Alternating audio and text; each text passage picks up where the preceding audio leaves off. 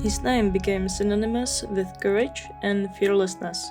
A man who, even in blindness, led an army to victory and proved that true strength lies in determination and strategy. Get ready for a story of tactics, faith, and a powerful spirit that changed history. This is the story of Jan Žižka. According to legend, Žižka's mother was rushing home from the fields when a storm struck her along the way.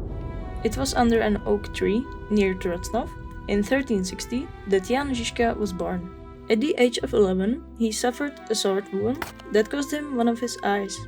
This event not only disfigured his face, but also had a profound impact on his life from a very young age. During the reign of King Charles IV, the Czech lands experienced a great period of prosperity. Under his rule, many important structures were built, including Charles Bridge and St. Vitus Cathedral. Overall, the country thrived under his leadership. However, even this golden age couldn't shield ordinary rural families from the harsh realities of life.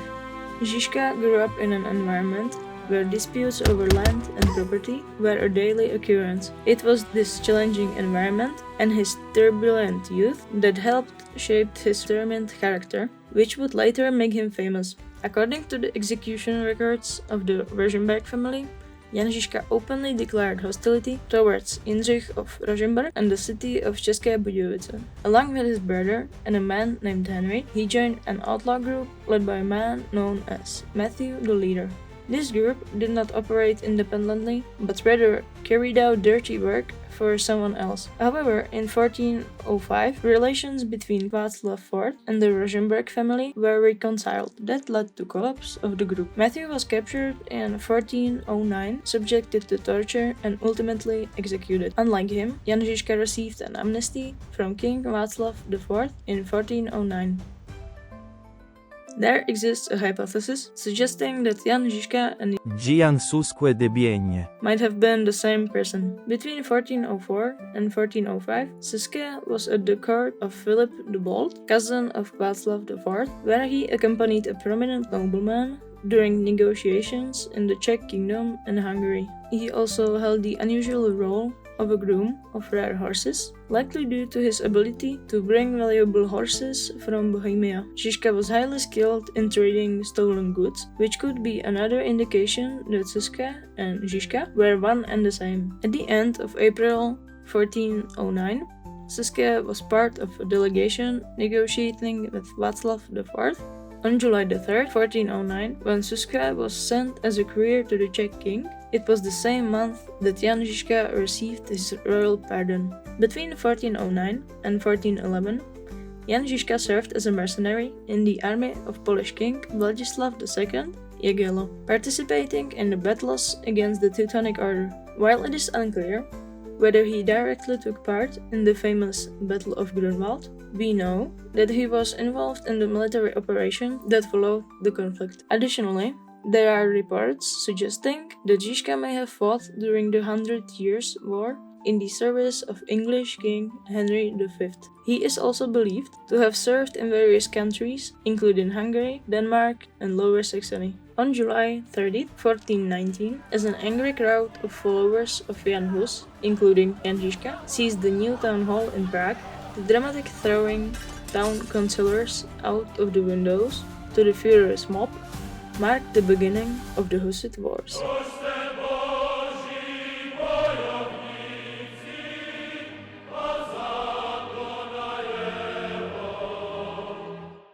A few months later, on October 25, 1419, Žižka and his group took control of the Vyšehrad fortress. Though a 6-month truce was signed in November, part of the forming Hussite movement opposed it. Žižka and his followers, undeterred, set out for Plzeň, when there soon established the first significant stronghold of the Hussite movement. In Plzeň, Žižka participated in several small skirmishes against local opponents, further solidifying his position as a military leader. In January 1420, Jan Žižka set out with 300 soldiers towards the fortress of Nekmír, aiming to destroy its walls. However, along the way, they encountered an army of 2,000 riders led by Bohuslav of Schwamberg. Instead of retreating, Žižka quickly arranged 7 wagons in a semicircle, using the tactic of the Wagon Fort for the first time, which completely destroyed the army cavalry. Žižka proceeded to Nekmír, where he destroyed 2 more fortresses in the area. These victories triggered a swift reaction, and the forces of Václav of Dubé, Zikmund's military deputy, arrived to defend the region, leading to the sieges of Plzeň. The siege lasted several months and ended with an agreement proposed by the citizens of Prague, allowing the Hussites to accept the chalice and safely leave the city. Žižka headed to the newly established fortress on the hill of Tábor. On the way, he encountered the Plzeň army, leading to the Battle of Sudoměř on March 25th. Facing 700 riders, Žižka employed his tactic, fortifying himself on a dike between the ponds and positioning 12 wagons for protection. The Plzeň cavalry attempted to break through, but after 2 unsuccessful attempts, they decided to cross the drained pond. This proved to be their fatal mistake. The Hussites, dressed in light armor, had a clear advantage in the muddy terrain over the heavy cavalry, which got stuck down in the mud. The Battle of Sudoměř thus marked the end of the first phase of the unification of the Hussite movement. In the same month, at the request of Zikmund, Pope Martin V issued a bull declaring a crusade against the heretical Czechs. A quickly assembled army of crusaders, led by Zikmund, took Hradec Králové at the beginning of May and began preparing to march toward the Prague. The citizens of Prague attempted to negotiate a compromise with Zikmund, but the talks soon collapsed. In a desperate situation, they decided to request help from Tábor, and on May 18th, over 3,000 fighters from Tábor, led by Jan Žižka, set out. On the way, they encountered a part of the Crusader army, numbering at over 12,000 men, during the night. Despite the numerical disadvantage, Žižka quickly formed a wagon fort and successfully repelled the nighttime attack. After the victory, they arrived in Prague on May 20th, when the Crusaders under Zikmund's command began to lay siege to the city.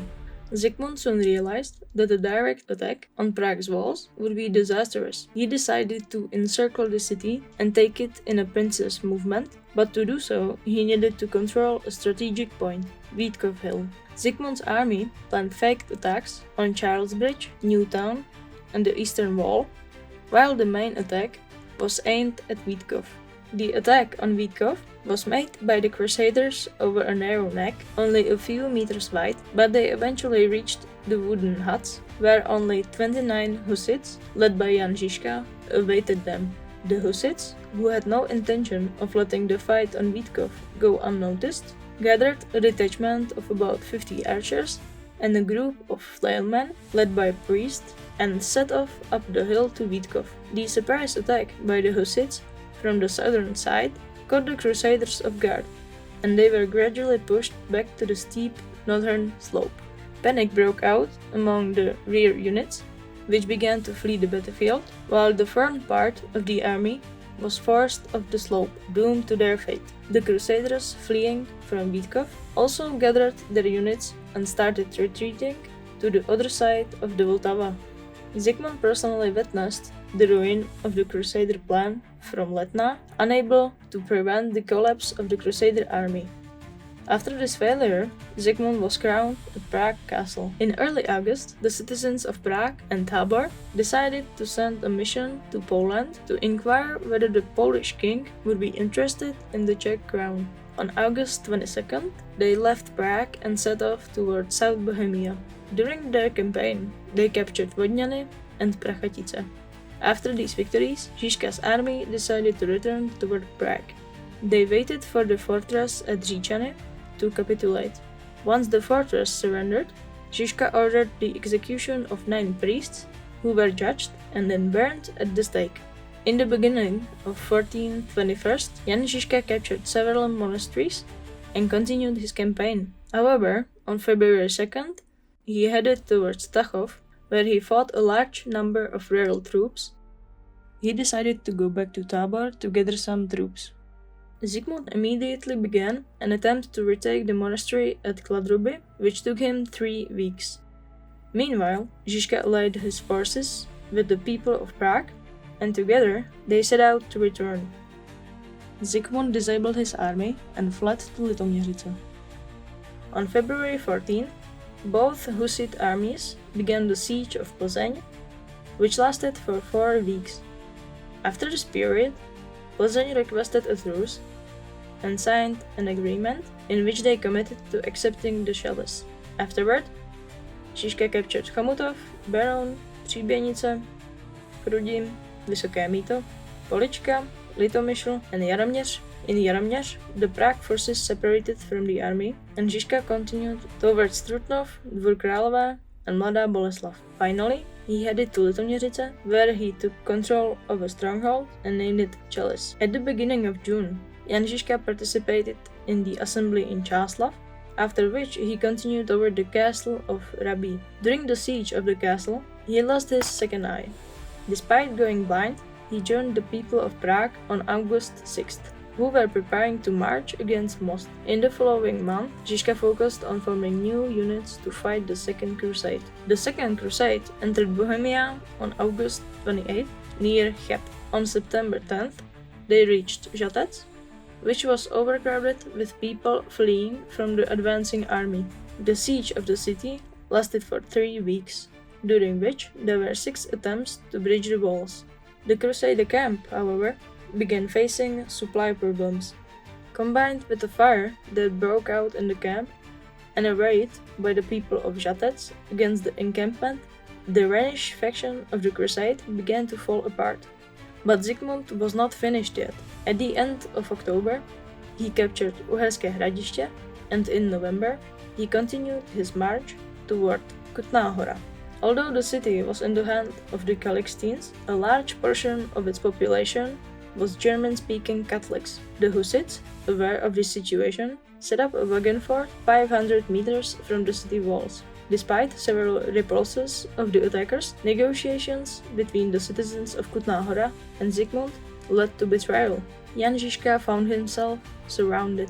Fortunately, on December 22nd, Žižka managed to break the siege with his army and retreat to Kolín. The Crusaders interpreted this retreat as their victory and settled in the area around Kutná Hora. After replenishing his forces at Kolín, Jan Žižka surprised the Crusaders on January 6, 1422, with a swift attack that caught them completely off guard. The Crusaders, unable to withstand the surprise assault, retreated, but the retreating forces were immediately pursued by the Hussites. On January 8, the Battle of Haber took place, where the Crusaders again faced an unexpected attack. On January 10th, the Battle of Německý Brod occurred. During this battle, the Crusaders fled across the Sázava River, where the only bridge was located. However, the bridge collapsed under the pressure of the advancing troops, forcing the Crusaders to cross the frozen river. As they crossed the ice, it began to crack, leading to huge losses as soldiers and equipment plunged into the freezing water. Zikmund narrowly escaped the encirclement caused by both the river and the Hussites who pursued him. After the siege of Německý Brod, a truce was declared. Some of the Hussite forces, unwilling to honor the temporary ceasefire, decided to continue the attack. This decision led to a massacre in which up to 1,500 soldiers and local residents were killed. For Jan Žižka, whose army was responsible for this tragedy, it was a personal defeat and a significant blow to his honor. The remainder of 1422 saw Jan Žižka shift focus toward diplomatic efforts. He attempted to convince Zikmund Korybutovič, the Lithuanian unlawful ruler, to take over the governance of Czech lands. This effort proved successful, and on June 11th, Zikmund Korybutovič became the land administrator of the Czech territories, gaining support from both the people of Prague and the people of Tábor, including Žižka. On April 1st, 1423, Jan Žižka cancelled a council in Německý Brod to organize military strategies against both domestic and foreign enemies. By April 20th, he was once again engaged in battle, this time against Zikmund's allies in the Battle of Hořice. Using his trademark tactic of the Wagon Fort, strategically positioned on a hilltop, Žižka achieved a decisive victory. At the end of June, Žižka set his sights on Hradec Králové, which had been under the influence of the people of Prague. In July, an agreement was reached between the local radical priest and Žižka, leading to the capture of the city. Afterward, Žižka continued his campaign, capturing Sudoměř and Dvůr Králové. This move, however, sparked an internal conflict within the Hussite movement. The Prague forces, having just returned from Moravia, confronted the Tábor soldiers on August the 4th at Strachův Dvor. In this encounter, Žižka secured a crushing victory, causing the defeated Prague forces to scatter across the region. This victory further solidified Žižka's leadership, but the internal divisions among the Hussites continued to create instability within their movement. In the early days of January, his army, now led by the Hradec troops, clashed with the Catholic lords near Skalice, close to Sudoměř. The battle ended in a clear victory for Žižka and his forces, a victory that was not only a military success, but also a powerful symbolic triumph for the entire Hussite cause. Shortly after the Battle of Skalice, he decided to lay siege to the city of Hostinné. His attempt to breach the city walls was unsuccessful. Rather than continuing the siege, Žižka turned his focus to smaller targets. One such target was the fortress at Mlázovice, which he successfully captured. In May 1424, after another successful campaign to the northeast, Žižka faced military forces from the so-called Holy Havels Coalition, an alliance of Catholic and Calixtine lords formed after a temporary truce. During the fighting, Žižka found himself surrounded in Kostelec, with his only escape route blocked by the Alba River. Despite this, Žižka remained resolute, and with the help of Hynek Boček of Poděbrady, he managed to escape. His military genius proved once again to be unbeatable, and by the end of June, he led his forces to victory in the Battle of Malešov on June 7th.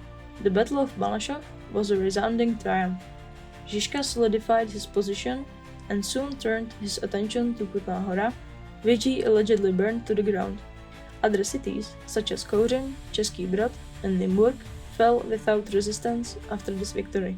In August 1424, the Hussites, under Žižka's leadership, focused their attention on Prague, where the Lithuanian unofficial ruler Korybutovič was present in his camp. With a strong army at his disposal, Žižka drew closer to the heart of the kingdom after months of intense military campaigns.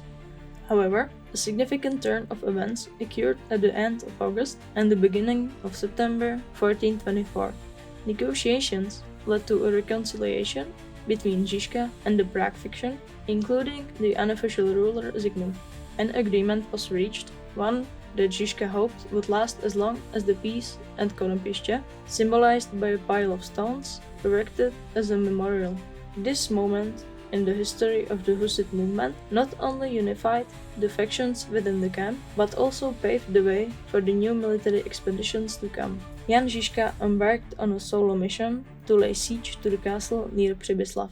It is unclear whether this was a strategic choice or an unfortunate circumstance, but the siege turned into not only a military, but also a personal tragedy for the leader himself. Žižka was suffering from a serious illness, described as a tumor disease, which was referred to in historical sources as a severe condition associated with painful swelling of the lymph nodes. His health quickly deteriorated, and aware of this impending death, he left instructions for his loyal allies, urging them to remain steadfast in her faith and to continue defending the truth of God.